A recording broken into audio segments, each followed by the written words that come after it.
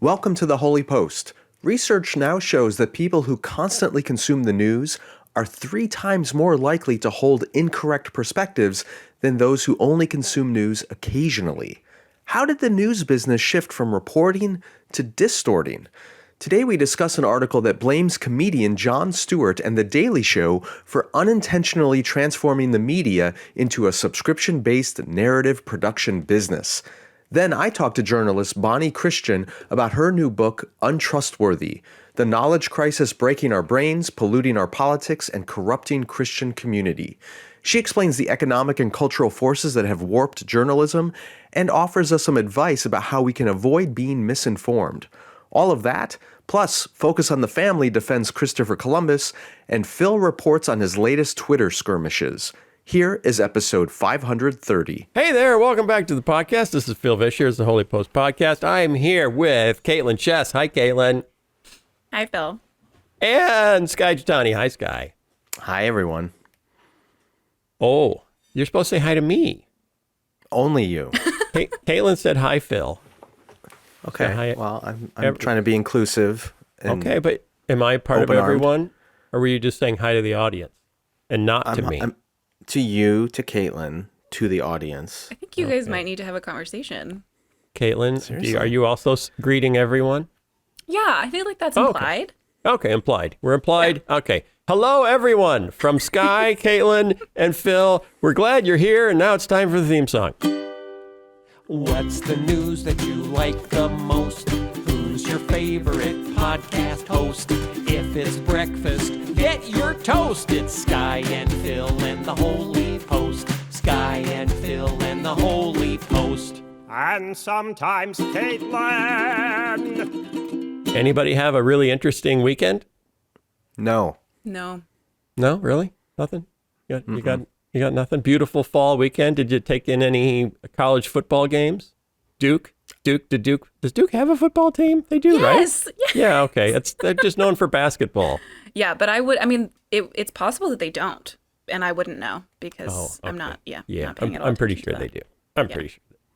Skye, did you do kids sports, fall sports, anything? Not exactly, but on Friday night, it was the rival cross-town football game with Wheaton North versus Wheaton Warrenville South. Oh, yeah, that's a big one. And so my kids were at that, and Yeah. South lost by a point, and everyone says it was rigged, and the refs blew a call. Drama. Right, lots of drama. And my son is one of the leaders of the 12th men, kind of like the cheer squad, basically, for the South football team.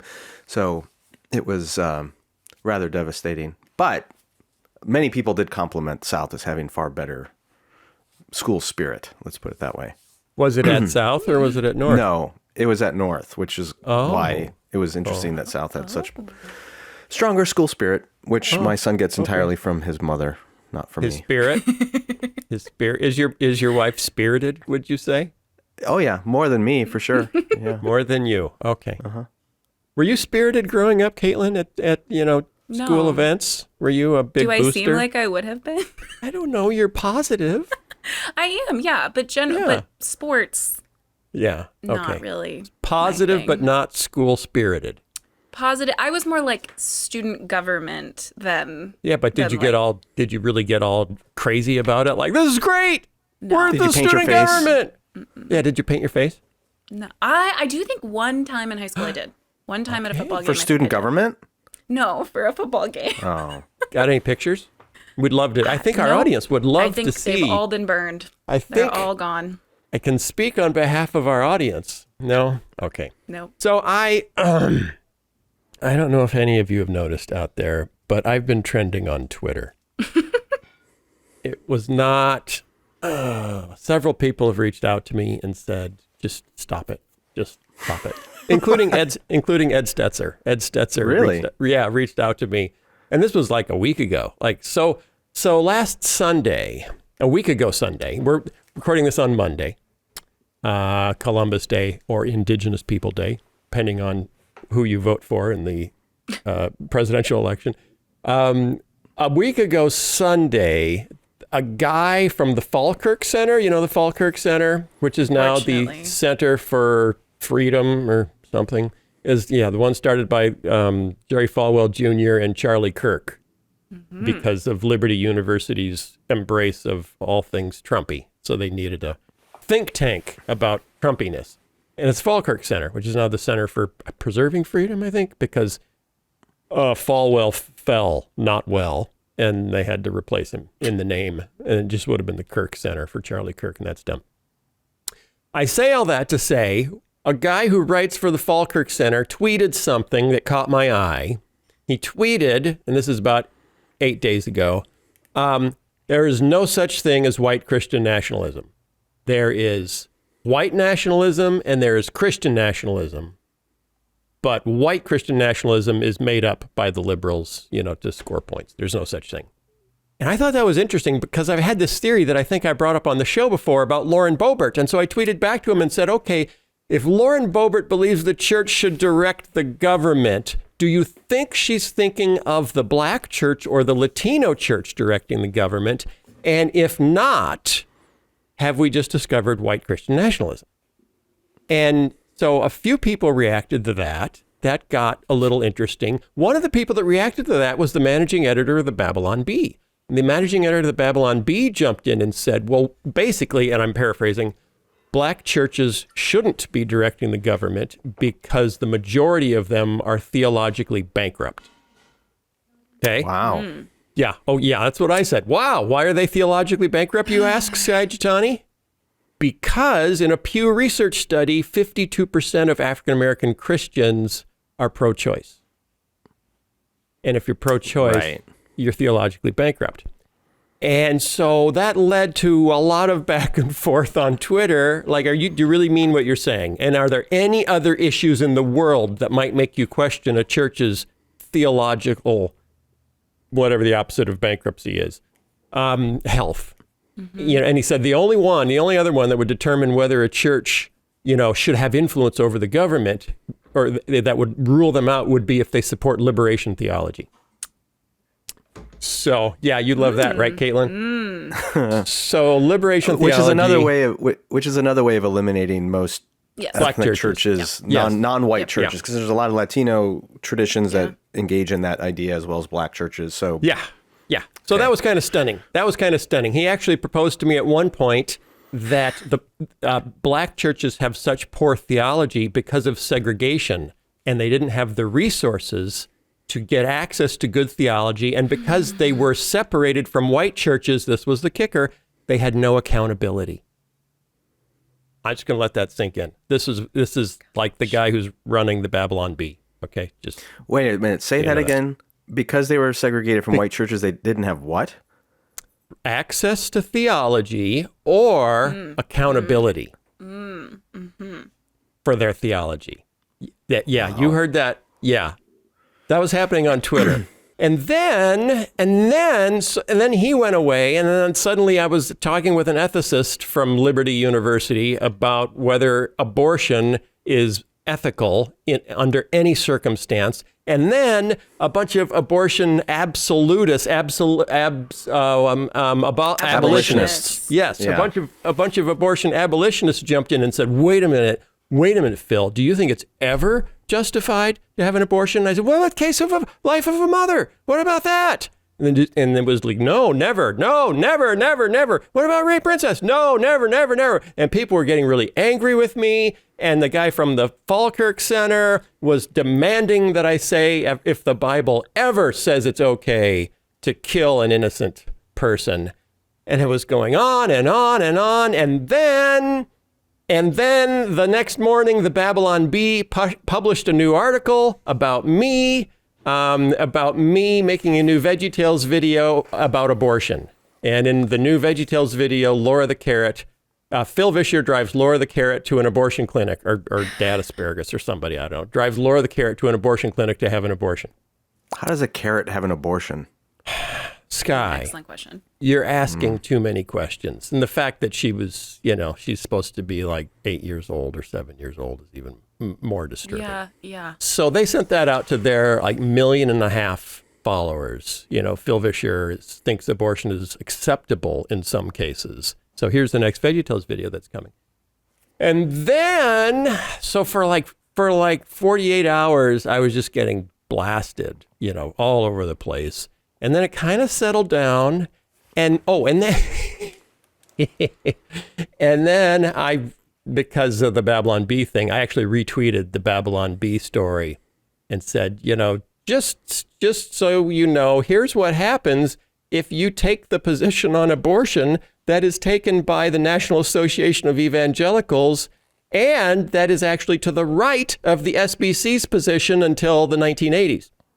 And then people jumped all over that, like, oh, the NAE is stupid, and anyway, that's why. And some Presbyterians jumped in and said, that's why we left the NAE. And then it got even crazy in a whole new direction. And then, I'm not done yet. It just gets better. And then a guy jumped in and just tweeted out of nowhere, the problem with Phil Vischer is he has no understanding of the holiness of God.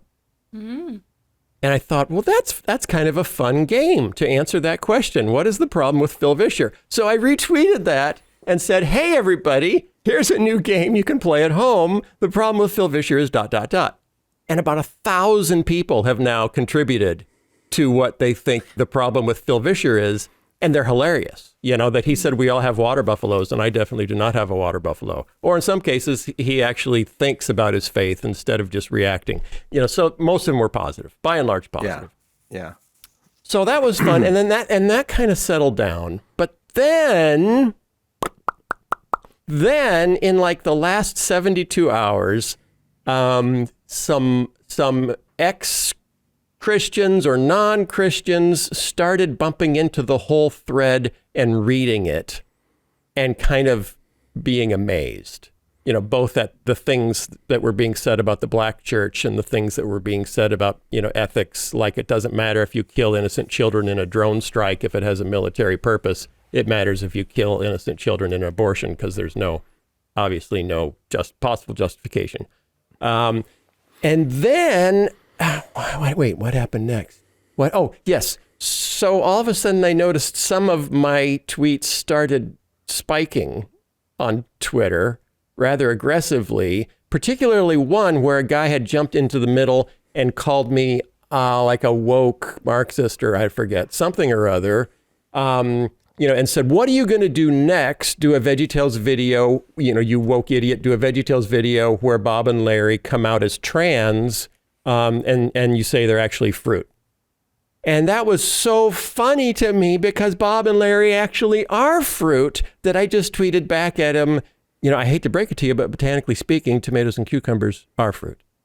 Mm-hmm.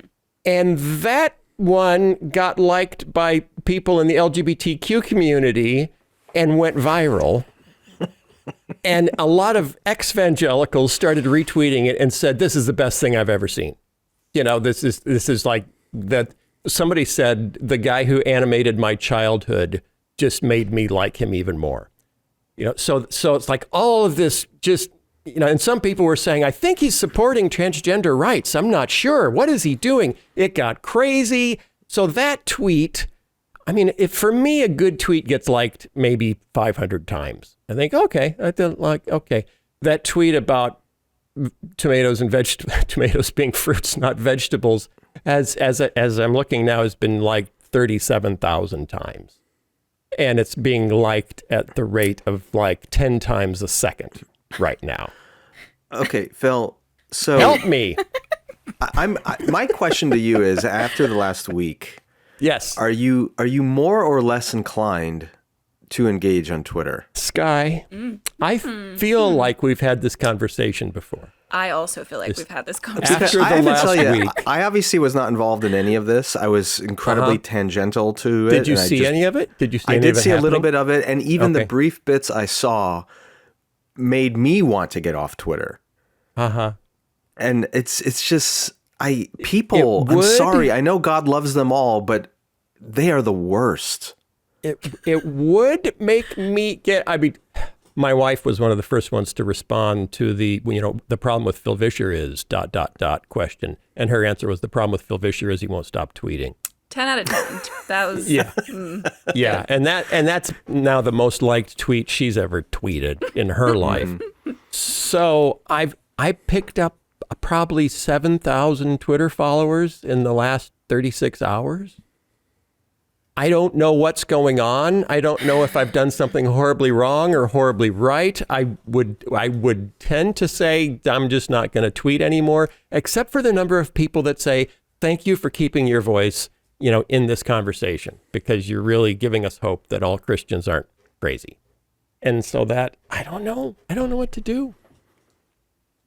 Kaitlyn? I don't know what to do. I do. Help me out.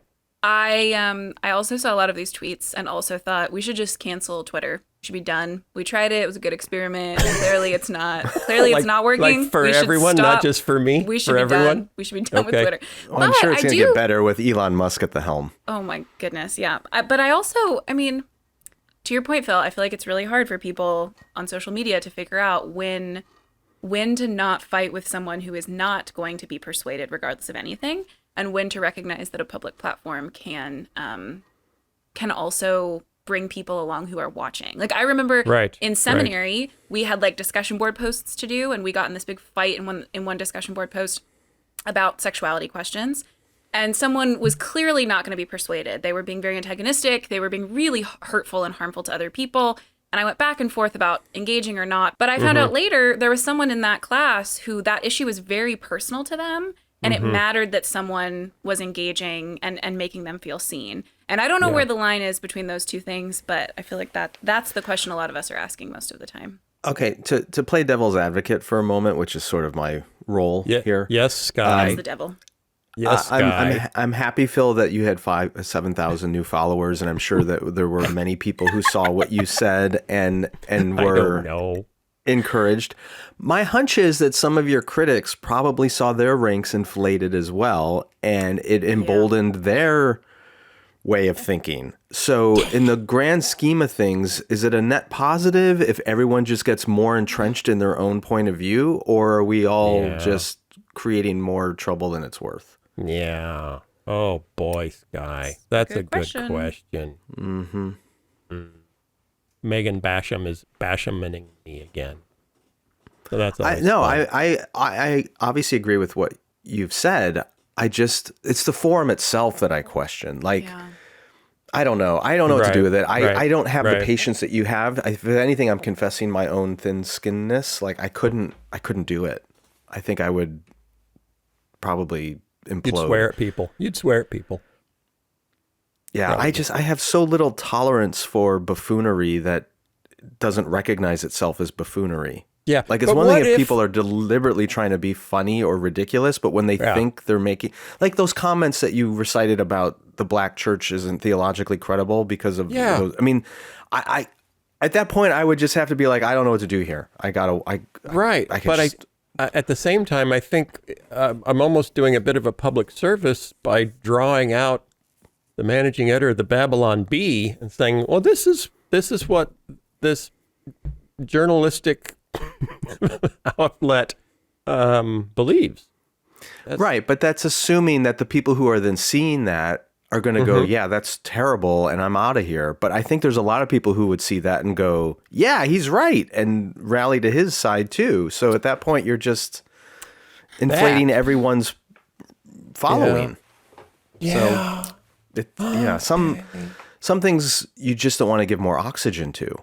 Yeah. The other thing that worries me about these fights on Twitter is that I do think some people watch them and think that that is how people should have conversations about these kinds of topics with people in their real lives. Yeah. And no one is really, hopefully, especially no one who is being faithful and like actually cares about persuading someone in their real life. You're not talking in these short little tweets in real life. You're not doing it in front of an audience. Like the fact that you're doing it in front of an audience shapes what you say and how you respond to people. It's performative. It's performative. So my worry too is that people see it and think, well, I saw the way that someone responded on Twitter. And so when my, person at my church or someone in my family makes that same argument, I know how to respond because I watched someone respond on Twitter. And they're not being careful enough about like the way that you are on Twitter inherently by the medium is going to be different than you are in person. And it should be different in person. You should have a different way of interacting with people. So if someone in my church says to me, yeah, I think there's no good theology in Black churches because they didn't have access to, the brilliant white theologians of the time that missed the fact that the Bible was condoning slavery. I wouldn't respond to them the way I would to someone on Twitter myself. I would respond very differently. And it would probably be a longer conversation, involve lots of questions to try and discern where they heard that and why they think that. And not to just say what I just said, which would shut the conversation down and make them very defensive, but instead to kind of slowly get to a point where I could say, do you see why actually there were these massive failures in the white church, that they were the ones that weren't being held accountable? They were the ones that weren't really speaking from the marginalized position that most of Scripture speaks from. How can we... But we would get there after a very long time. Whereas on Twitter, not only do I have a short little thing to respond to someone, but I want other people to see the response and they'll get kind of a firm, response to it. And that's not, if we try to translate that to real life, that's when I think it's especially harmful. Well, I mean, what's a little bit encouraging, is that, the Babylon Bee guys tweet about the bankruptcy of Black theology has been liked 91 times. And my tweet immediately after that responding to him has been liked 4,516 times. So it's asymmetric at this point. People. That's good. People voting for which argument they prefer is at this point. And I guess that's what it is. It's a public debate, and then people fill out a survey on their way out the door to say which side they preferred. I don't know. Maybe you folks at home, I keep tweeting, or should I pack it in? I did lose a lot of sleep over the last 10 days wondering who's talking about me now and what are they saying, which is a little bit hard to ignore. Okay, I'm going to move on because you know what today is, Skye? Columbus Day. That's right. And should we celebrate Columbus for his accomplishments, Skye? Do I? Should we? Should we? I don't know what he accomplished that is worth celebrating. What did he really do? Skye, you're wrong. I mean, I don't want to disparage Italian Americans because I know that they were the constituency behind making this a holiday. And certainly Italian Americans are fine people who have contributed greatly to this country. Upstanding people. That's right. But I'm not sure Columbus is the person I would want to put forward as the epitome of Italian American achievement. Here's why you're wrong, Skye. Because our friends at Focus on the Family just published a story with the headline, "Go ahead and celebrate Christopher Columbus, who sought to tell the new world about Jesus Christ." That's what he was trying to do. This just in from Focus on the Family. In recent years, first line in the story, in recent years, leftists have attempted to run down Christopher Columbus. Some cynics have suggested Columbus' journey was all about money and even furthering the slave trade. But the records suggest otherwise. And here's a quote from Columbus. Was he Italian? Did I use an Italian accent? Yeah. Yeah, he was Italian. Yeah, that's why the Italians like him, because he went to Spain and he had to get money from the Spanish. And it's like, whatever. It was the Lord who put it in my mind. I could feel his hand upon me. The fact that it would be possible to sail from here to the Indies. There you go. So, wait a minute. Let me make sure I got this straight. God inspired him to go someplace, but it wasn't the actual place he thought he was going. So does God get credit or blame? And furthermore, in fact, I'm reading from the article again. In fact, Christopher Columbus even wrote about his motivations and heart for evangelism. He was a missionary, Kaitlyn. He was, stop making faces. Stop it. Stop it. Stop it. You can't, even on a dare, you can't stop making faces. Keep reading. In fact, Christopher Columbus even wrote about his motivations and heart for evangelism in a book that he began writing in 1502, heavily and generously quoting the scriptures. Included in the book, we know anyone who quotes the scriptures. Good guy. It has a heart for evangelism. A letter he wrote to Spain's King Ferdinand and Queen Isabella, which lays bare his heart for reaching the lost. You want to hear this? I have seen and put in study to look into all the scriptures. Our Lord has opened to my understanding, I could sense his hand upon me, so that it became clear that it was feasible to navigate from here to the Indies. All those who heard about my enterprise rejected it with laughter, scoffing at me. Who doubts that this illumination was from the Holy Spirit? Me? Ta-da! Me? It was a missionary I doubt thing it. I doubt because he attributed the idea that you could do it. If the idea to climb a mountain comes from the Holy Spirit, then it must be a missionary outreach. Do you know how many people throughout history have tried to use the God told me excuse for attempting something that everyone else thought was a bad idea? And occasionally it works out. Yeah. Yeah. Just actual evil stuff can here's get my totally question. used that way. What's amazing is, they also quote David Barton, the disgraced Christian historian. Here's what sticks out to me. Okay, let's just assume that he was trying to carry Jesus to unreached people, which nothing in these quotes implies that he was. But let's just assume that he was. Okay, within 100 years of him making contact with the New World, 90% of the inhabitants of the New World had died from disease. The population had been reduced by, like 90%. So let's just say you are a missionary and you want to take Jesus to a new people group, and instead 90% of the people group you're trying to reach die because of your presence. Should you be celebrated? No. No.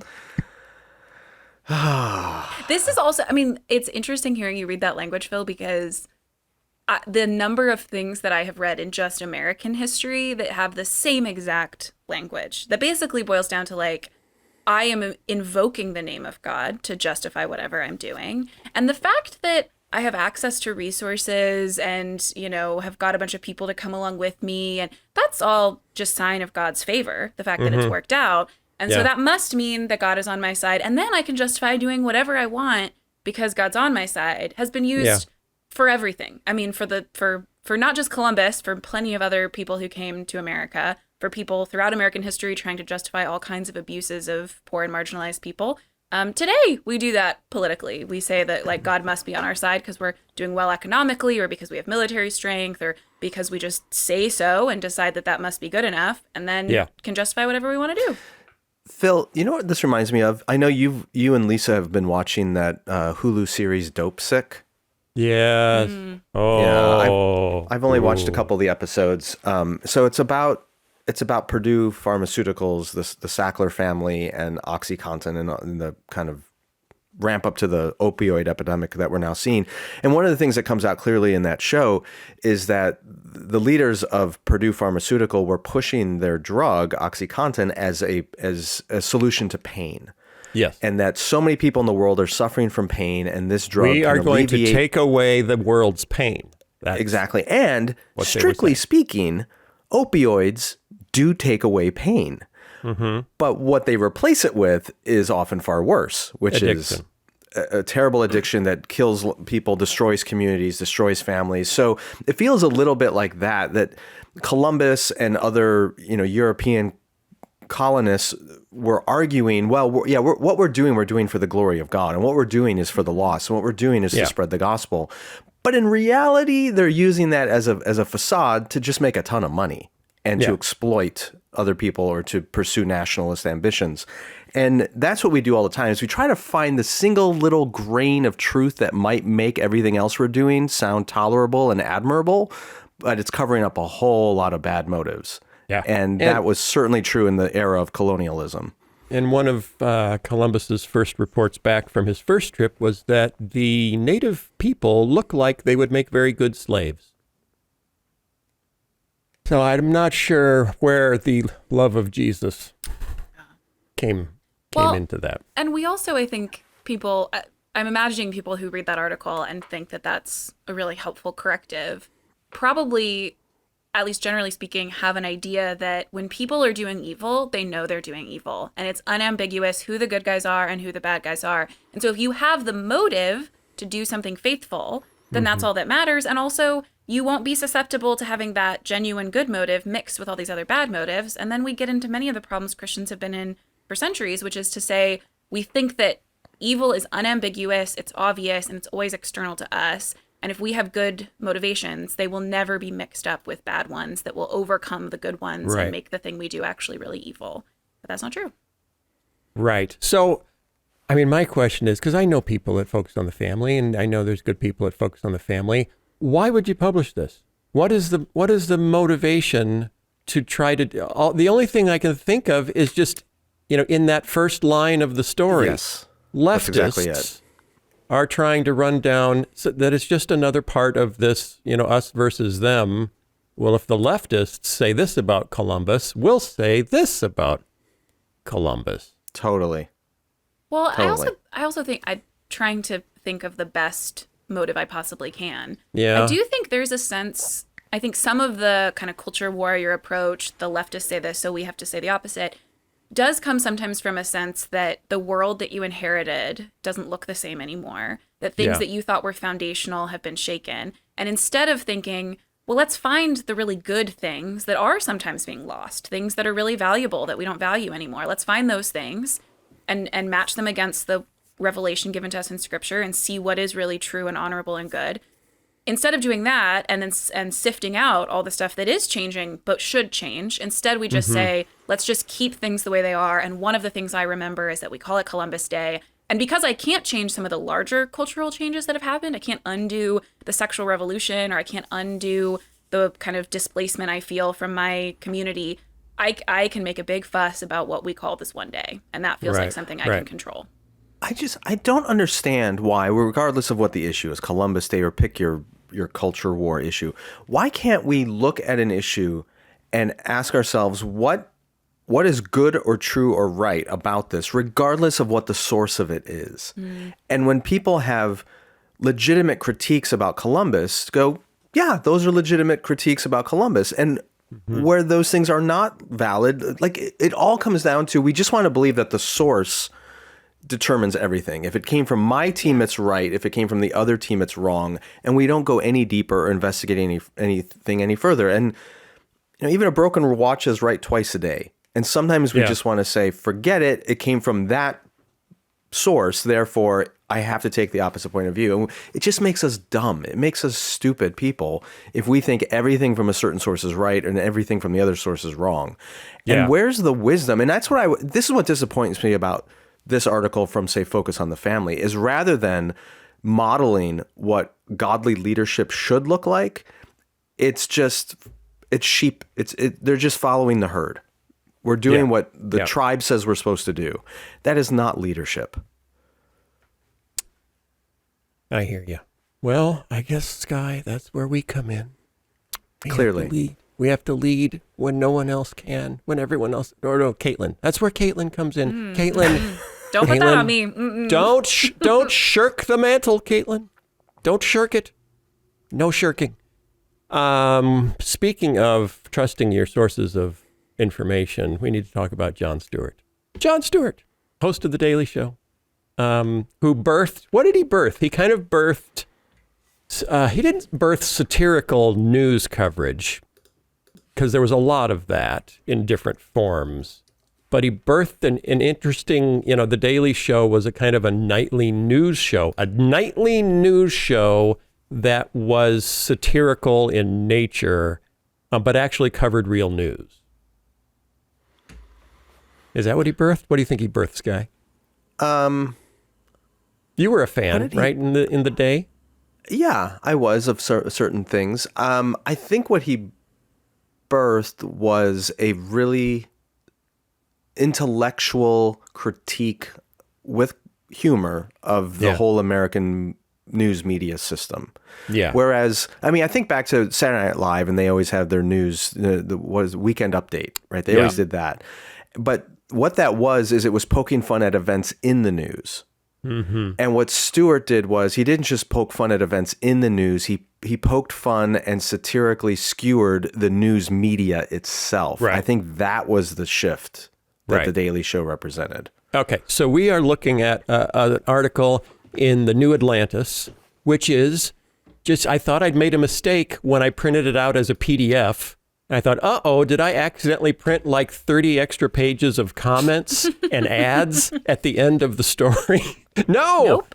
It's a 40-page story in PDF form. If you print it out as a PDF, it's 40 pages. And we all read it this morning, or Kaitlyn read it earlier, I think. The title of the story is How Stewart Made Tucker. And they mean Jon Stewart made, what's his face? Tucker. What's his first name? Tucker Carlson. Oh, yeah. Tucker's his first name. Stewart is the last name. That's confusing. How Stewart made Carlson. Anyway, they talk about this kind of the state of TV news and TV culture when Jon Stewart came into it, and how shallow it was, and how much it bothered him that it was so shallow and banal. And he said one of the early lines is, the reason TV culture was so shallow was that it imposed over everything a grid of 200 million people. That is the number of Americans when this person wrote, the guy named Tro wrote this commentary in 1980. So news had to try to appeal to as big a slice of the entire American public as it possibly could. And I didn't realize this at the time, but if you were a broadcast station, you had to deliver news. It was an FCC obligation. And most news organizations on TV lost money. It was estimated, that by the early 90s, for example, NBC News was losing about $100 million a year. And then everything changed with cable news and the 24-hour news cycle, and also that fairness doctrine that said not only did you have to provide the news, but you had to provide it from both sides, was canceled. And that was a doctrine that was a law that was passed in 1949 and then canceled in 1987. So you no longer had to offer the news, and you no longer had to present the news from both sides. And that this was when cable was exploding. So this led to CNN, and then MSNBC, and then Fox News. And suddenly you didn't have to appeal to everybody anymore. You actually needed a loyal consumer for your product. So before that, TV news was viewed as a public service that you had to provide to keep your license. After that, TV news was viewed as a product. And for a product, you need an audience that is more than just being very large, is very, very loyal.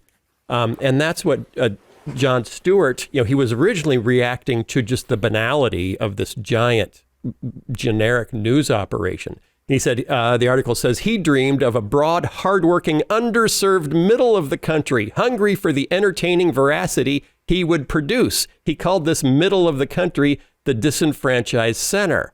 But that is not who he attracted. According to Pew Research, after it launched, he had one of the most liberal audiences of any show on TV, and no show's viewers skewed more high income or high education. So he actually he didn't find what he was looking for. Instead, he found an affinity group that was very, very liberal, older, and richer than more educated. And educated.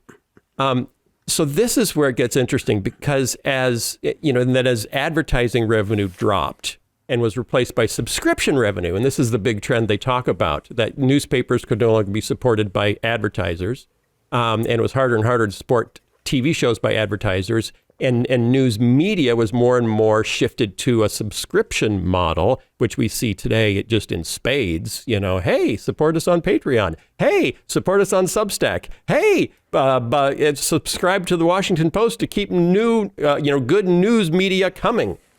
And this new business model meant cultivating ties with a particular niche, providing them content they would find enthralling, and eventually building identities around media brands and media personalities.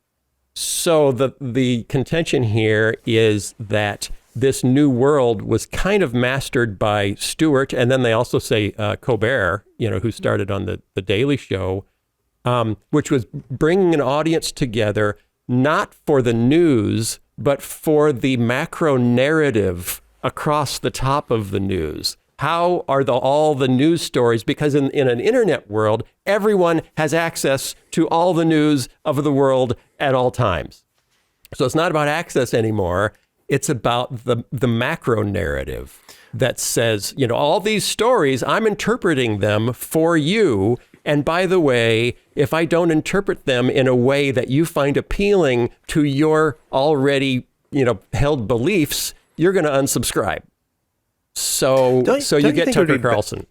Don't you think it'd be better if instead of calling these things news networks or newspapers, we just call them narrative networks or narrative papers, because that's what they are. They're pitching and selling a narrative. Right. Yeah, I think it's fascinating. Kaitlyn, what do you want to add at this point? I was just going to say, I think one of the other elements of this is not only that you have access to everything, so you don't need, a particular channel to give you just information. The other element of it is that sometimes with the access we have with the internet, with technological advances, we forget that we are finite humans that can't actually hold everything or take everything in. And it is actually, I think, a good gift of God, both our finitude and the fact that one feature of our finitude is that we need stories to make sense of the world. So we can't just take in all information. No information is ever coming to us in a completely neutral way. We need stories to make sense of the world that we live in, who we are in it, what a good life is and how to get it and what kind of steps to take next. The problem is most of these things pretend to be objective or pretend to have the best interests of people at heart or pretend that they're not telling a story when they really are. And we're often not very critical about evaluating what story is actually shaping our lives and being able to understand the stories that are coming to us in various media forms and discerning how to take elements of them, to sift through the good and the bad. But I think sometimes we look at the situation and think the problem is just the fact that they're selling a narrative. And what I need to get back to is I see this from people who are older than me in my church and my family, kind of go back to an age where the news was neutral and objective, which is not an age that existed. And I think that's one good thing that this phenomenon taught us is that it's not only is it not objective or neutral, but if you're just acting like what we're doing is playing a game, you're not doing a service to the people who are actually being impacted by things like national policies. Like, let's not just play a game. This is real life and it's important and the decisions we make are important. So we don't want to go back to that. But I think a lot of people feel like there's nowhere to go then. All you get is narrative on one hand. You can't fully be objective. And we don't feel like people are often giving us resources in the church or outside of the church for evaluating narratives and figuring out what story we actually want to live into. And I think that would be a productive conversation to happen in churches. I think that is something we could do and offer, and we could work on that. I think there are some Christians today that are figuring out how to be good consumers of media and help people through that. But I think that's something that's really important for us to take away from this article is not just, yes, this trajectory has happened in media, but we're going to have to continue to figure out how to deal with it as people who really are shaped by stories, and that's not a bad thing about us. Okay.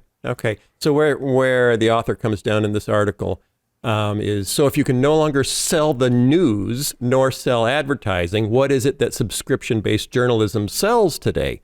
Worldviews, interpretations, and the facts that support those worldviews and interpretations. The problem is not only that serious journalism cannot survive in the contemporary media business model, it is that in an era of subscription-based narrative production, that's an interesting way to sum up what the news does today. Subscription-based narrative production, what journalism gets produced and shared comes down to which kinds of stories are needed to support different narratives. And I that stopped me short a little bit because isn't that what I'm doing too? Isn't that, I choose what news to put on here, and it's, there's a story that I'm telling about where we are as a society. Is it just because I think my story is right? Is that why it's okay for me to do this? No, to Kaitlyn's point, we are created, I would argue, by God with brains that are drawn to stories, to narratives. That's why you see stories throughout the Bible. And the meta-narrative of Christianity, the meta-narrative of the gospel, is one with a protagonist, an antagonist, and conflict and resolution. That's what all narratives have. So in an ideal situation, the church ought to be promoting a narrative, a story of the world that we then live into. And that's part of what we're trying to do at the Holy Post, is as we look at what's going on in our world, we're trying to view those events through the narrative of Christian faith. The problem is there are competing narratives. There's the competing narrative of progressivism on the left. There's a competing narrative of Christian nationalism on the right and conservatism on the right. There's 1,000 other competing narratives. And what's sad to me, and we've talked about this a lot, is an awful lot of Christians in America are living through the narrative they are getting from the political world or from the news media rather than the narrative of Christianity and the narrative of the gospel. So I don't think it's wrong that we're picking and choosing and selecting stories and interpreting them through a narrative framework. Every human being does that. Every storyteller does that. It's which narrative are we using, and are we honest and explicit about that? Right. And some are more subtle and sinister about it. Do you think most pastors realize that anything they say is being applied to a narrative other than the one they're giving? You know, like in the last couple of years, I think they're much more aware of that. Yeah, for sure. Because oh my gosh, we have to start. I mean, what we're trying to do is start with a biblical narrative, which is not a fear-based narrative. If the narrative you're getting fed is primarily fear-based, it's not biblical. And that doesn't mean I'm going to get it right all the time. People on Twitter have told me just recently how wrong I've gotten several of my narratives. But dang, I just thought that was fascinating to think that we've gone from reporting the news to selling narratives and fitting the news into the narrative that our subscribers will pay to hear. Kaitlyn? Yeah, I just want to add one of the things I kept thinking about while I was reading this article, because it is sort of framed as like, Jon Stewart wanted to do a good thing, and look, it got turned into this really bad thing, and it like the opposite of what he wanted. It made me think of Reinhold Niebuhr, as it would of anyone. Of course, you would think of Reinhold Niebuhr. Of course. An important American theologian who, after World War II, he was grappling with, we talked about this a little bit last week about the social gospel and kind of the optimism of like, I can fix the world. After World War II, when those hopes were dashed, right? And people are like, oh, maybe humans aren't as just good in their inner hearts as we thought, because we've done all these horrible things, and how the reality of evil in the world is so heavy. Reinhold Niebuhr wrote this book called The Children of Light and the Children of Darkness, where he's talking about how there are people who, the children of darkness, are kind of like nihilist, and they're, intentionally scheming, and they're aware. They're the Tucker Carlson in this story, right? Like, I know what I'm doing, and I'm going to do it intentionally. Then there's the children of light, who are kind of like the Jon Stewart in this story, who think, I have unambiguously good motives, and I will just be able to do good things in the world. And Reinhold Niebuhr's point is like, actually, the children of light might be more dangerous because they don't recognize their own sinfulness and the way that their motives can be shaped by other things, the way that they can try and do good and end up doing great evil. They won't put themselves in positions of accountability or check their own motives. And I think there's something important about recognizing, as Skye said, everyone is shaping a narrative. Everyone is telling a story. It is better to be aware that you are doing that and critical of yourself and your own motives, constantly checking yourself and putting yourself in positions of accountability with others, than it is to think, no, the only problem with Tucker Carlson is that he's a bad guy. I'm a good guy and I'll do it great. No, that's when you're going to end up in the most dangerous situation. Wow. Jeepers. Okay, so what did we learn today? We learned that maybe Phil shouldn't tweet so much. Maybe take a break, Phil. Take a break. Phil's going to take a break. Maybe take a break. We also learned... Yes, Guy? I think this is a kind of interesting that the Jon Stewart article actually gives a framework for understanding what you experienced on Twitter. Ooh, do tell. In that you were presenting a certain narrative, and then someone else tried to use you to verify their narrative. And when these narratives clash with one another, it's really entertaining. It's highly, people get emotional, they get combative, they get angry, and it's very entertaining. But two people can look at the same facts, like abortion, and is it ever justifiable? And you can even be coming from the same ethical framework. But if you're driven by two different narratives, it's going to cause massive conflict. And that is the whole business model of social media. Yeah. It's create train wrecks that people can't look away from because you're clashing narratives. And it's not, I don't think it's ultimately helpful, because it just makes people triple down on their own narrative and demonize the other side. So anyway, I think that explains part of the conflict that you saw yourself in. Yeah. Okay. We also learned that you don't need to celebrate Christopher Columbus. You just don't. It's just not necessary for anything. And he was responsible for the deaths of 90% of the inhabitants of the New World. And indirectly, he didn't go around and kill them all, but we gave them the gift of... Some violence, too. There was some violence, but mostly was the gift of smallpox, which was a gift that just kept giving and spread amazingly well. And, and this is where Jon Stewart and Tucker Carlson come together, which is interesting to read in the story. They say one of the pivotal moments in the turn of media was the moment where Jon Stewart went on the show Crossfire on CNN for a debate where and the show Crossfire was a liberal host and a conservative host, and they would debate and they would fight and they would mix it up, and they would have a liberal guest and a conservative guest on to also debate and mix it up. And they did that every week. And Jon Stewart thought even that was a charade. They all went out and had drinks afterwards. You know, they weren't really wrestling with real issues. So he went on the show to tear it apart. And 4 months after he went on the show was canceled. And it's considered this like watershed moment in news history where Jon Stewart destroyed Crossfire on CNN. And what's interesting is that the conservative host of Crossfire was Tucker Carlson. So that's how it all comes together in a very intriguing storyline. Yeah, okay. And the argument was that Tucker Carlson learned the lesson so well from Jon Stewart that he ended up emulating exactly what Stewart had done at Comedy Central, but on Fox. Not about the news, it's about the narrative. And you use the news to support your narrative, even if you're wrong. Okay. Thanks, Kaitlyn. Thanks, Skye. Thanks, listeners. We have a guest, Skye. Of course. Oh, it's going to be so good. You guys are going to love it. So follow me on Twitter if you enjoy a good car crash. Follow Kaitlyn on Twitter because everything she tweets is sweetness and babies. Sweetness and babies. Babies in church, mostly. It's a good combo, honestly, you and me. Yeah. Yeah. Oh, yeah. Yeah. Yeah, it's salty and sweet. It's, it's like, it's Chex Mix. That's what we are. And Skye, I don't know what to say about Skye. I have nothing positive to say about I'm just not going to say anything. Okay. Thanks, y'all. We'll see you next week. Goodbye.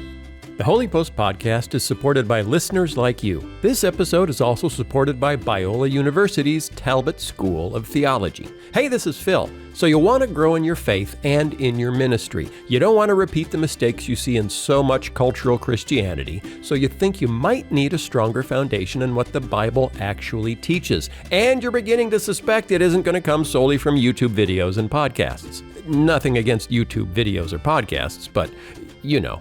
If this sounds like you, you should take a look at Biola University Talbot School of Theology's online programs. Talbot is a nationally recognized seminary committed to Christian doctrinal faithfulness and to the emotional and spiritual health of its students. Through Talbot's online programs, you'll receive personalized instruction and mentorship from nationally respected professors. Both live class sessions and pre-recorded lectures help you tailor an education to fit with your schedule. Let the Talbot School of Theology equip you to be the hands and feet of Jesus in your community. Visit biola.edu/Talbot for more information and to apply today. That's biola.edu/TALBOT. We're going to continue our discussion about the news media with my guest, Bonnie Kristian.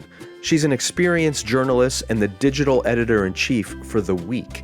She also writes a regular column for Christianity Today, and she's been published in a number of other news outlets, including USA Today, CNN, Politico, and Time Magazine. Her newest book is called Untrustworthy: The Knowledge Crisis Breaking Our Brains, Polluting Our Politics, and Corrupting Christian Community. In our conversation, she kind of outlines some of the economic and cultural forces that have radically changed the news business in recent decades and how it's affecting us. But we also get into things like social media, and in a special bonus segment for our Patreon supporters, she talks about the chapter in her book on conspiracy theories and why it's found such fertile soil among evangelical Christians and how media has really fueled that. Also this week on Patreon, we have a new episode of Getting Schooled by Kaitlyn Chess, where we talk about dispensational theology, which has come up in a number of recent podcasts. Kaitlyn went to a dispensational seminary, and she has a nuanced understanding of that theology, even if she doesn't fully agree with it. And if you've never heard of dispensationalism, that's okay, because I guarantee you've been impacted by it. Everything from the Left Behind book series, to a lot of Christian media, to American evangelicals' view about Israel and politics. it's all rooted in dispensationalism. So if you're not a Patreon supporter and you want access to that kind of incredible bonus content from people like Bonnie Kristian and Kaitlyn, go to holypost.com and click the Support Us button to learn more about our Patreon support tiers and what you can get by signing up. Okay, here is my conversation with Bonnie Kristian. Bonnie Kristian, welcome back to the Holy Post. Thank you. I am glad to be here. Yeah, and I'm really glad you wrote this new book, Untrustworthy, The Knowledge Crisis, Breaking Our Brains, Polluting Our Politics, and Corrupting Christian Community. That's a real pick-me-upper subtitle right there. I hope so. Sadly accurate. One of the most common questions or feedback topics I get from our audience is they just want to know, how do we make sense of all the craziness going on in the media? They sometimes will ask us, what do you guys listen to? What do you watch? Where do you go to cut through all of the garbage? You've written a whole book about why that's such a difficult task these days. As a journalist yourself, how has your understanding of your own profession changed since your decision to enter that vocation to where you are today? That's an interesting question. One I haven't been asked before, actually. I think the biggest thing I would point to in terms of how things have changed, and so I've been in journalism for about 9 years now, something like that, closing in on a decade. I think the biggest thing I would say is there's an internal industry debate about objectivity and what that should look like, and whether it's possible, whether it's something we should aspire to, or typically a common phrase that you'll hear comes from a guy named Wesley Lowery, who I believe was writing in the New York Times when he sort of launched this phrase into the general conversation: should we instead try to pursue moral clarity in our writing? And he's not talking just about opinion writing, which is the vast bulk of what I do, but like right. in shoe leather reporting type stuff. And that it's unusual because I think in the age of social media, that what once would have been sort of a conversation that would happen out of the public eye in newsrooms is now something that happens very much in public. And so I think that's still unresolved, something that the industry is still talking through. And it also, because of the way it's playing out, is something that the public gets to watch. And so, being sort of inside, but I'm not on the reporting side typically, so I'm sort of like half in, half out of that conversation. I guess, it shaped my perspective of the industry too, as something that's in flux, and that the future of journalism is, I would say, is in question now in a way that I might not have said when I started as a journalist, about a decade ago. So that whole question of objectivity, it presupposes that truth can even be identified to be objective. And that's kind of the premise of your book. You argue that we have an epistemological crisis going on, a crisis of knowledge and truth. But early on in the book, you articulate how that manifests itself a little differently on the right versus on the left. Can you kind of sketch out how you see that epistemological truth crisis on the right and how it looks on the left? Yeah, I think it varies. And when I say the right, a lot of this is a very recent phenomenon. And so this is where you get, especially in like the Trump years, things like alternative facts, that very favorite phrase that has come up so often in recent years. Or another one that didn't get quite as much attention was Rudy Giuliani went on a Sunday news show and said, "Truth isn't truth." And I forget exactly the case he was making, but I remember watching that clip and being like, wow, that is the phrase he came up with. And so, I think on the right, a lot of it tends to be about doubting claims and arguments whenever it's sort of convenient. If it makes your side look bad or if it gives the other side a win, then we disbelieve it. And you see that with Trump himself a lot, I think, where frequently his use of the term fake news doesn't refer to things that are made up, because that certainly exists. Fake news in that sense absolutely exists.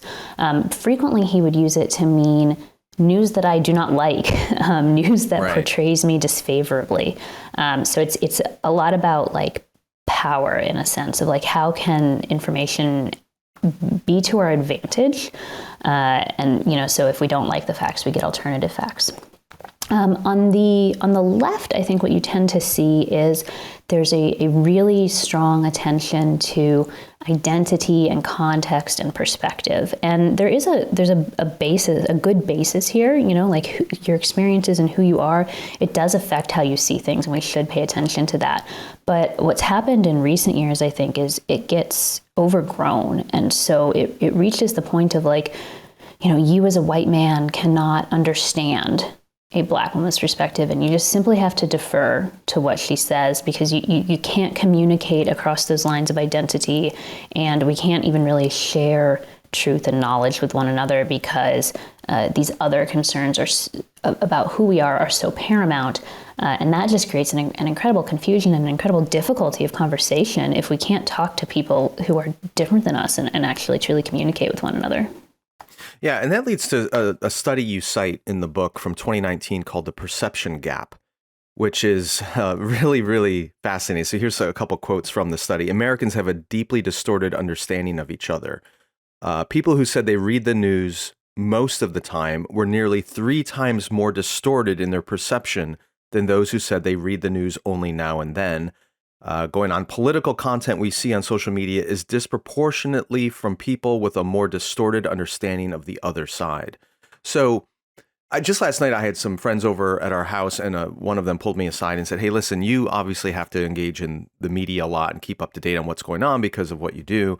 And he asked me, because he's kind of doing the same thing, he's like, how do you avoid getting distorted and even angry about what you're seeing all the time?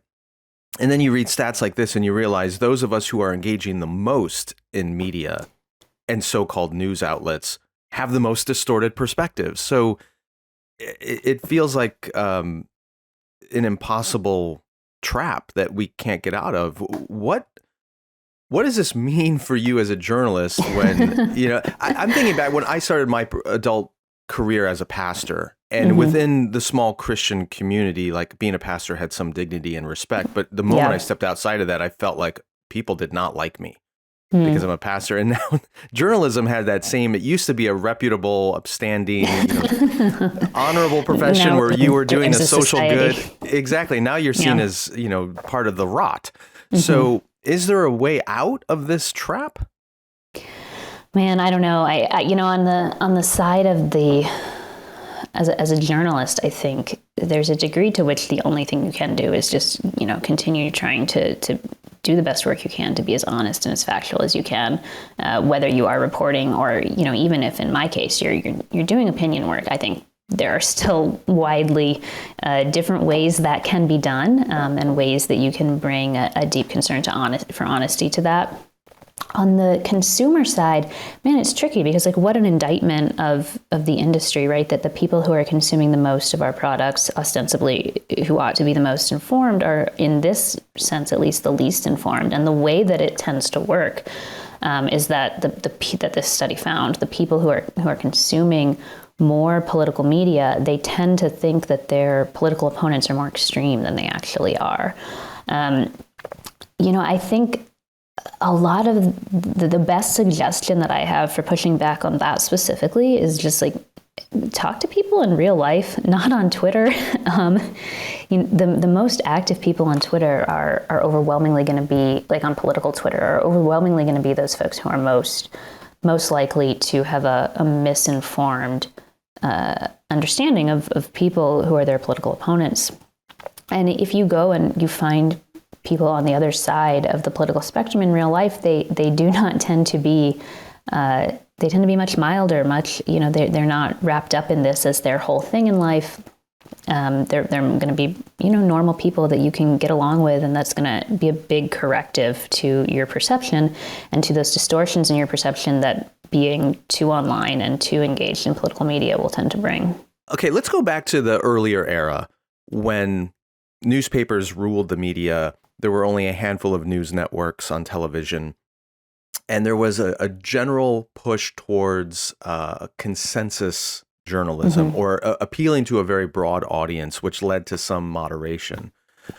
You talk about in the book how we got away from that, and a significant factor is that news is a profit-driven business. How does that affect the journalism we're now seeing and that we bump into all the time online and even in cable news networks?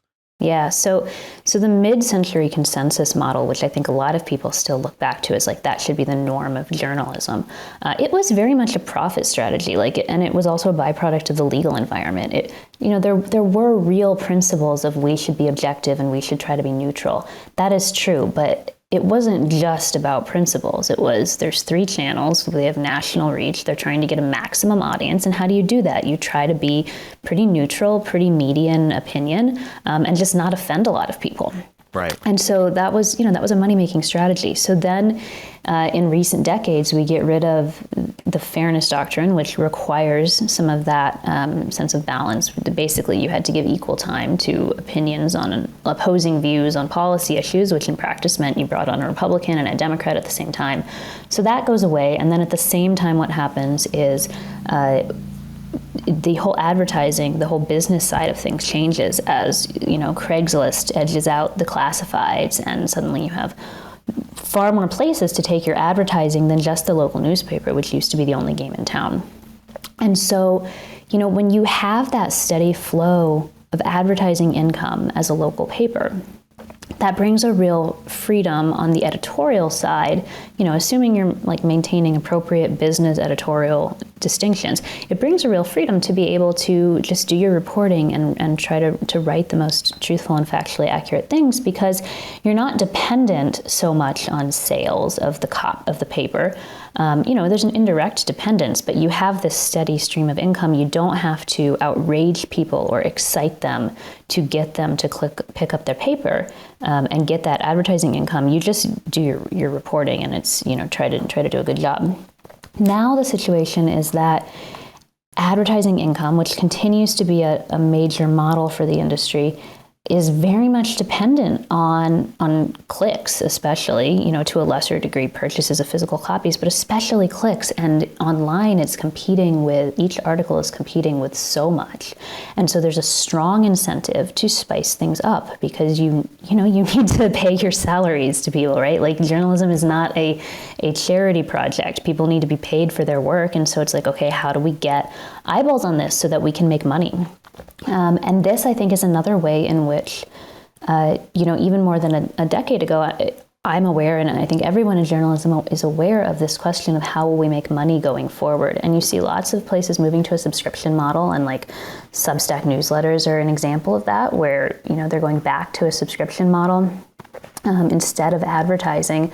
Whether that will be the answer, I don't know.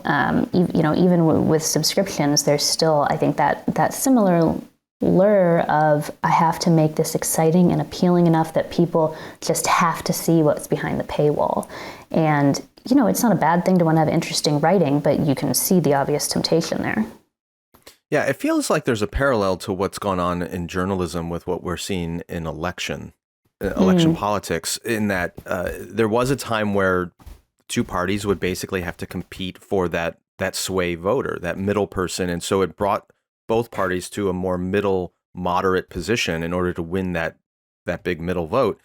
And as districts have been gerrymandered, as politics has gotten more polarized, fewer and fewer elections are about winning the middle, and it's appealing to your base and trying to draw out the extreme wings on the right or the left. And candidates are worried far more about getting primaried in their own party than they are about losing to the other party, which drives them further to the right and further to the left. So you get this extremism in politics because you're looking for that niche that's going to come out and support you with passion rather than the moderate in the middle. And when you look at Fox News or MSNBC, for example, they're both appealing to their own constituency base rather than they don't need viewers from the other side. Exactly. And there's on the politics front, there's a really interesting test case of that, if you will, here in Pennsylvania, where I live, in the gubernatorial race, where the standard pattern for so long was maybe you got a little wild during the primary, but then after the primary is over, it's general election, you tack back toward the middle. And the Republican candidate in particular in this race is not doing that at all. He's just going purely for the base, and Pennsylvania is a purple state. And so I think, it'll be really interesting to see how that works for him. He has to run a statewide race. He can't rely on a gerrymandered district, and yet he's pursuing this new model. So I'm intrigued to see how it works out. Yeah. Okay. We can't talk about this phenomenon without talking about the impact of social media. And you have a whole chapter on that. And you have this great quote from Susan Glasser from the New Yorker talking about, I don't know if it was social media in general or Facebook specifically, but she wrote, it's the most efficient distribution network for conspiracy theories, hatred, and outright falsehoods ever invented. And yet it's where most Americans are now getting their news. So how... I'm pretty much off of Facebook. I think I still have an account, but it's not active. But any of us in the media who are writing books, who are creating podcasts, who rely on an audience, can't ignore social media. So we have this kind of necessary dependence on it, but we all lament it at the same time. Do you see any hope of real reform coming to that industry? I mean, we've seen Mark Zuckerberg face questions from Congress, and there was an enormous amount of criticism after 2016 and even after the 2020 election in the way that social media contributed to the breakdown of those things, to the January 6th insurrection. Is there any hope that there's going to be intervention and regulation of this thing, or do you think that's a fool's errand? I don't have a lot of hope for it. I've looked at a lot of the specific proposals for this, and they tend to either just not make a lot of sense or come with pretty big risks of, in how the enforcement would work out in practice, where it would you're going to run afoul of the First Amendment. You're going to have problems in that regard.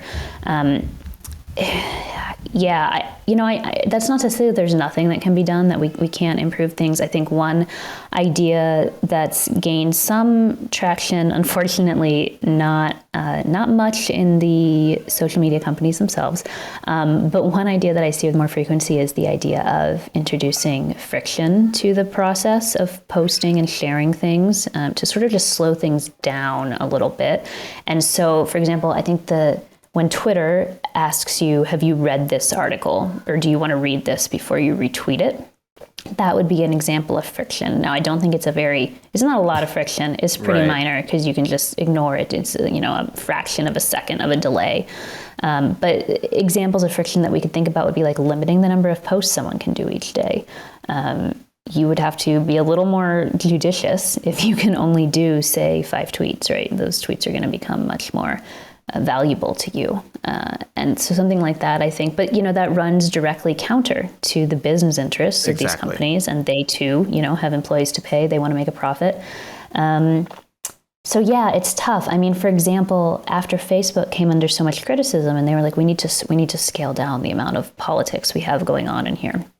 One of the results, at least from what I could tell as I was editing theweek.com, was that news articles from legitimate news sites did less numbers. They got less attention because Facebook is trying to decrease the politics and downplaying, using the algorithm to downplay political news is an easy way to do that.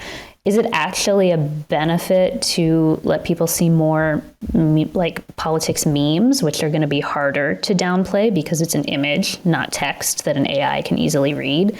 Like, does that actually end up in a better place? I don't think so. There's just the trade-offs and the ideas that are out there around this are mainly not good. Yeah, the problem, I don't know what to do about this either, not that anyone's asking me, but in like 20th century mass media, with the advent of radio and then television, incredibly powerful forms of media, but there was an understanding that there had to be regulation of these things, because if those companies behind radio and television simply wanted to appeal to as large an audience and as addictive an audience as possible, they probably would have included a lot more sexual content, profanity, just grotesque things that our human instinct is drawn toward. But the government stepped in and said, no, this needs to be used for the common good and social good, and therefore we're going to regulate programming and what you can say in profanity and what children, so there was all these parameters put around it. In 21st century mass media, especially social media, it's that same instinct. These companies have figured out what our lizard brains want, which is outrage and sex and anger and demonization and lies and conspiracy theories, and they're feeding it to us because it addicts us and they make a ton of money. But we haven't yet had either leaders of those corporations or our representatives in government step forward and say, this is a social ill that must be curtailed and regulated in some way. But I don't know anybody who's come up with a really legitimate way of doing it, because it isn't like we're just trying to regulate a single speaker. Room full of editors or millions, filmmakers. It's the entire population, because this is truly mass media. Okay, so we're not going to solve that, but let's let me move on to another part. I had such high hopes for this conversation. I know. You're disappointing me. I did Thought too. this was it. Let's talk about cancel culture and sort of the mob mentality that you write about in here. I appreciated this part of the book because cancel culture has gotten just kind of it's become one-dimensional. It's just a universal negative. But you offer a lot more nuance to this, including the idea that we have always had, and every culture has had, some level of self-policing or regulation or cancellation. How is it different now, and why? What's good and bad about what you're seeing in the so-called cancel culture of online social media? Yeah, so I think there's a couple key differences. One is the online aspect of it allows us to be involved in these like sort of situations of public censure and public condemnation involving people who have nothing to do with us. There's a big difference between having someone in your like small local community who has done something offensive, and usually with cancel culture, we're not talking about criminal acts, we're talking about things that are social violations. There's a big difference between dealing with that with someone you know personally and coming to them and saying like, hey, what you said was super messed up, and like, that hurt me, that hurt our friend so-and-so, and like, you need to make amends for this. There's a big difference between that and going after someone whom you'll never meet. Their actions, if you had never found out about what they said or did, your life would be no different. It's just not your business, I think. But the way that social media works is it allows us to involve ourselves in this stuff on a mass scale. And in many cases, people have done something legitimately, offensive, wrong. But to tear this person's life apart on a scale that's so disproportionate to what they did and involving so many people who have no part in it, and then, because it's not our community, it's not our, former friend, we just walk away, and now their life is ruined, their career is over. And that brings me to a second thing, which is that, there's long traditions in many cultures of outlawry and exile, where someone does something that it's not criminal, but like, this person should not be welcomed in our community anymore. We consider this offense so egregious, they need to go away. But if you were outlawed in the medieval times, you go to a new village, you start a new life, like away from the people whose relationship, where you ruptured the relationship. But now there's a digital record of it. It's permanent. There's no chance for redemption. Every new employer is going to Google you. Every new friend you make is going to look you up on social media and figure out, oh, this is that person. And so it's a level of disproportionality. And then the third distinction that I would make is about the standards that we're enforcing with this. Communities always have standards. We always have things that we say are beyond the bounds. But what's different now, and this is also influenced by the internet and by how quickly norms can change and spread online, is that you get in trouble for things, not in all cases, but in some cases, for things that were not verboten either when you did it, because in some cases, cancellation happens for things that happened, decades ago, and old pictures and whatnot get dug up. But in some cases, even if it's for a contemporary action, for something that just wasn't a problem, 2 years ago. And it's easy for someone who is so online, like me, to say like, oh yeah, we're not doing that anymore. Like, you should have known. But a lot of people are not that online, and they legitimately didn't know that, a great majority of public thought had changed on something like this. And should their lives be ruined with a permanent digital record by people who do not know them for that mistake? Yeah, this relates to something you cite in the book, a 2020 survey, where, in my interpretation of it, there seems to be a level of hypocrisy going on in the way we think about cancel culture. In other words, cancel culture is terrible when it happens to me or my group, but I should be free to do it to everyone else. And here's to read briefly from your summation of the survey. It found that 2 in 3 Americans self-censor their political views, and 1 in 3 are worried about missing out on career opportunities or losing their job if their political opinions become known. So this whole fear of censorship and cancellation means I'm not going to be open about what I think. The same poll, however, said 31% of people said they support the firing of a business executive for making a personal donation to the Trump campaign, and 22% said the same about the Biden campaign. So, in other words, I'm worried about getting canceled, but darn it, you should definitely cancel anybody who doesn't agree with my politics. So it's kind of stunning. In a pluralistic society like ours, though, it feels like we are eating each other from the inside out with this kind of with these statistics and this instinct to shut down dissent. You quote, is it Graham Wood from The Atlantic, who made, and this is a really helpful clarification, that cancellation is not criticism. Or you go the other way. A lot of people who are criticized claim they are being canceled. So how do we know the difference between just criticism in a diverse pluralistic society that's ultimately healthy versus cancellation, which is something else? What is the difference? Yeah, so his distinction, which, I think is very, very sharp and a point that is not brought up a lot, because frequently when people say, oh, I'm being canceled, critics will come in and say, like, no, you're just being criticized. You're just being held accountable. You just don't want to have your views or your behavior be scrutinized. But the distinction that Wood makes is, no, the way cancellation works is it's not engaging with the ideas. It's not saying, here's why what you did or said was wrong. It's just saying, you're out. Like, this is just a summary punishment. Like, you've crossed the line. We're done with you. Go away. And I think, number one, that's pretty bad for actually changing people's minds, getting them to understand why what they did was a problem, if indeed it was.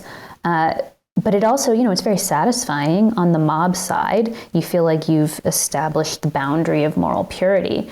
But what have you actually done? You've left the person who did the bad thing probably not really repenting of the bad thing, probably mainly just really angry that their lives have been ruined over what they perhaps still don't understand why it was bad. Right. Okay. Gosh, there's so much more I want to cover with you in here. Let's do that. You have a chapter here on conspiracy theories, or conspiracism, as more accurately put.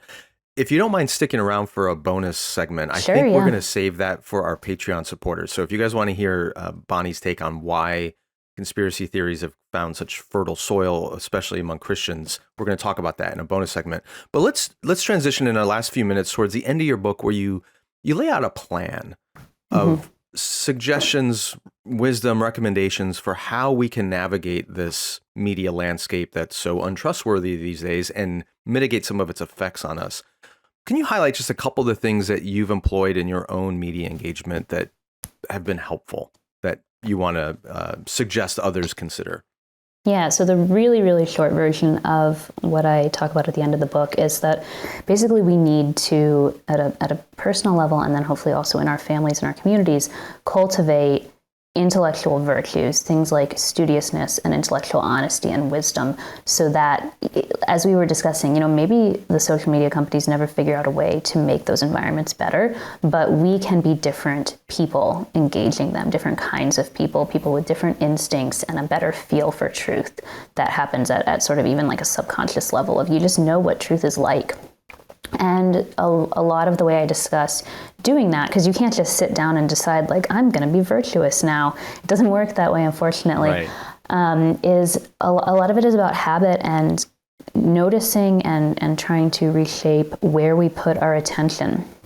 And so I went through a lot of suggestions for thinking about our habits of media consumption, our habits of our time use. And so just to give like two of those off the top of my head, there are many. It's a chapter with a lot of things. But so like one, going back to your initial question that you said people ask you about, like, how do you decide what media to consume? One bright line for me when I'm looking at a media outlet is, do they issue corrections? An outlet that does not issue corrections and say, like, we got this wrong, here is what was actually true, we regret the error. An outlet that doesn't do that is not just like preternaturally talented at getting their reporting right the first time. No one is that good. It just means they don't care. It means they're getting things wrong and they don't care. And so that's a bright line for me when I'm looking at, am I going to start reading this new outlet I've encountered? If they don't issue corrections, if they don't have those sort of basic internal processes of accountability, they're not reliable. They're not somewhere I want to spend my time. So let me interject, because this idea of engaging with news sites that offer corrections is good and valuable and important, but they're only going to issue corrections on things they reported on and made errors. But so much of what happens today are what you might consider sins of omission, where certain news outlets will just ignore whole stories or topics or issues that they don't want to report on because their audience won't reward them for it. So, like even recently with all the stuff going on with Donald Trump and Mar-a-Lago and the FBI search and things like that, you can go to certain websites and they will ignore important headlines and events of the day that just they don't want to have to focus on. There's going to be no correction issued for that because they're not going to report on it in the first place. Right. So corrections are important, but they're not like a guarantee that this is a reputable outlet that's going to give me a full view of what's going on. Yeah, no, that's true. And I didn't mean to suggest that it is. I think, and this is where you get into a lot of recommendations of like have a balanced media diet so that you're getting, and there's an app, and I'm forgetting the name right now, but that its selling point is they sort of analyze what headlines are showing up in different sort of media spheres, and then we'll say like, hey, if you're mostly reading right-leaning outlets, you're probably missing this story. If you're mostly reading left-leaning outlets, nobody's covering this story. And so is I think that something like allsides.com or something like that? It might be. That sounds right. Yeah. Okay. And so I think something like that is useful. But I also think, in fairness, a lot of outlets are like, certainly that sort of like ideological coverage gap absolutely happens. It's also true though that a lot of outlets have, like most places are not the New York Times with their like 1,000-person plus newsroom. And there are real constraints of just like, what can we cover? And so when you add that into an ideological perspective, like decisions get made. And so, while I do think reading from a variety of places is good if you want to be very politically engaged, I also think there's value in limiting the number of stories that you follow. And by story, I mean like a fairly big topic like, I don't know, immigration or environmental policy or something. Limiting that to a pretty small number of topics that you actually spend any significant time and attention on, so that when you are reading some coverage of it or you are browsing some new outlet, you have enough subject matter knowledge to say like, hey, I know what's missing here, or I have a good sense that something is being left out, something is not being mentioned. You can't do that for every topic, right? You can't not be an expert in all things. I work in news, and there are many topics that I just never touch. It's outside my range of expertise, and I wouldn't be able to tell you what's good coverage on that or not. But you can prioritize, and this goes back to like, where are you putting your attention? Are you spreading it thin, trying to have like a smattering of knowledge on every subject, on every headline of every day?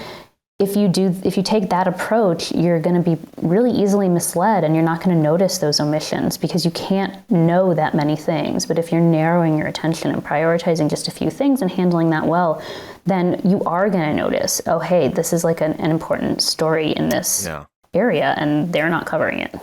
It sounds like, to summarize what I hear from you and what I kind of got from your book, is we need to approach our media consumption more as a discipline rather than as an amusement. And yeah, I think that's a great summary. Bonnie, thank you so much for the book. Again, it's called Untrustworthy: The Knowledge Crisis, Breaking Our Brains, Polluting Our Politics, and Corrupting the Christian Community. The foreword's by our friend David French, who's on the show all the time. So it should, for those of you who like and know David, his foreword and endorsement of this book should tell you how important it is. So thanks for being here. And you're going to stick around. We're going to talk for a few more minutes about the whole conspiracy theory thing. So if you're a Patreon supporter of The Holy Post, you can get that bonus interview. If you are not yet a Patreon supporter, Now's the day to sign up. Go to holypost.com and click the Support Us button. Bonnie, thanks for being with me. Yeah, thank you. The Holy Post podcast is a production of Holy Post Media. Production assistance by Julie Betcher. Editing by Jason Rugg. Help us create more thoughtful Christian media by supporting us at patreon.com/Holy Post. Also, be sure to leave a review on iTunes so more people can discover thoughtful Christian commentary, plus ukulele, and occasional butt news. Visit holypost.com for show notes, news stories, Holy Post merchandise, and much more.